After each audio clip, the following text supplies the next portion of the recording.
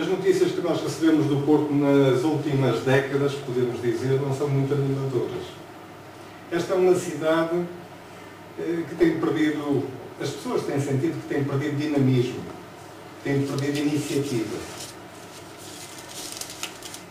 E conforme eu vou lendo e ouvindo coisas sobre o Porto, vou pensando que a sensação que as pessoas têm é que esta é uma cidade que está a desaparecer. Uma cidade que foi a capital do Norte, já não é. A capital do Norte tem quê? Porquê? Talvez há 100 anos atrás fizesse sentido. Nos anos do século XIX e mesmo no século XX ainda se falava dela como sendo um bastião de liberdade. Hoje é uma mera curiosidade histórica e só para aqueles que ainda se interessam por esses assuntos.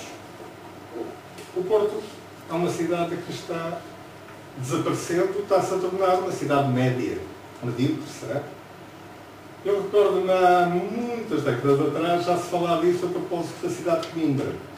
Coimbra chegou a ser a terceira cidade do país e com isso queria-se dizer alguma coisa. Passado uns tempos foi-se desaparecendo e tornando-se uma cidade média no país. Será esse o destino do Porto? Bom, há quem inclusivamente ache que toda esta história da capital do Norte, da capital do trabalho, tudo isso era um mito. Um mito no sentido em que só a partir dos inícios do século XIX é que começou-se a criar a ideia do Porto ser uma cidade especial no país. Isto fruto das confusões de guerras civis, revoluções liberalistas, depois revoluções republicanas, em que o Porto esteve sempre metido. Passou depois talvez por um surto industrial demasiado curto. Não conseguimos chegar ao nível de uma Barcelona ou de um Milão, à escala do seu país. E as fortunas que se fizeram e a indústria que se criou foi-se perdendo em 2, 3 gerações. O Porto nunca existiu. Talvez só aquele episódio ainda mais remoto da conquista de Selo, em que o Porto era uma cidade que ofereceu a frota, ofereceu os mantimentos, e depois disso vivemos à sombra de uma ideia. E agora estamos a sofrer, digamos, a ressaca de uma ilusão. Mas será isto correto também, esta perspectiva? Será que o problema é só do Porto? Ou será que nós vivemos num país demasiado virado para o seu umbigo e, como tal, vai perdendo ou vai fazendo perder com que as energias de uma região como o Porto se vai esvaindo?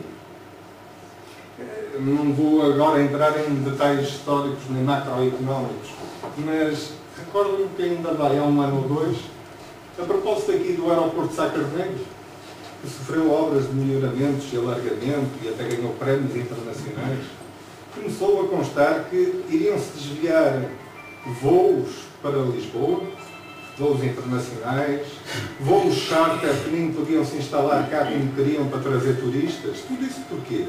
Porque pensava-se em construir um grande aeroporto internacional no tal umbigo e, como tal, havia que convergir tudo para lá. Felizmente isso não aconteceu.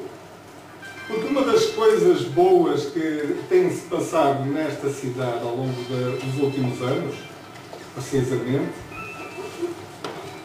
há aí um som, se alguém quiser tirar não há problema. Eu também interrompi aqui um momento musical, não tenho dúvida nenhuma.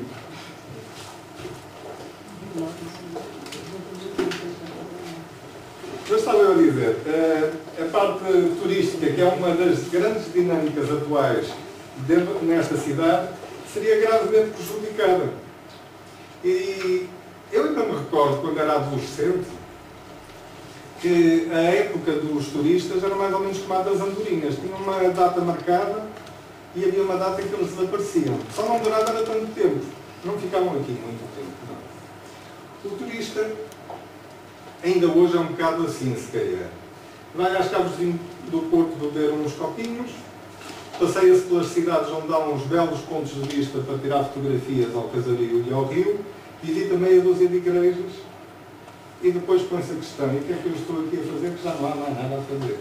A cidade esgota-se. Isto é um retrato também da imagem que nós, portuenses, oferecemos da nossa cidade. Uma cidade com um perfil, digamos, estereotipado, que resume-se a meia dúzia de lugares comuns.